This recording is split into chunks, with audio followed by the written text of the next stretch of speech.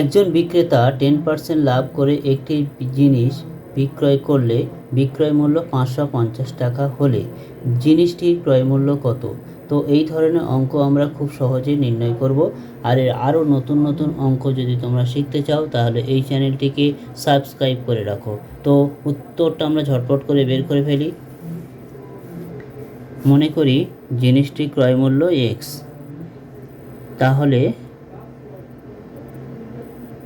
তাহলে বিক্রয় মূল্য কত হবে সেটা নির্ণয় করব। তাহলে 10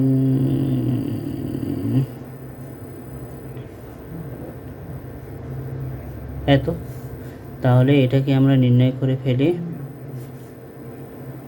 11x = 5500,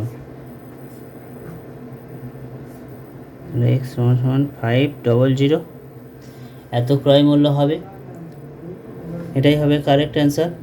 আরও নতুন নতুন অঙ্কের জন্য চ্যানেলটিকে সাবস্ক্রাইব করে রাখো।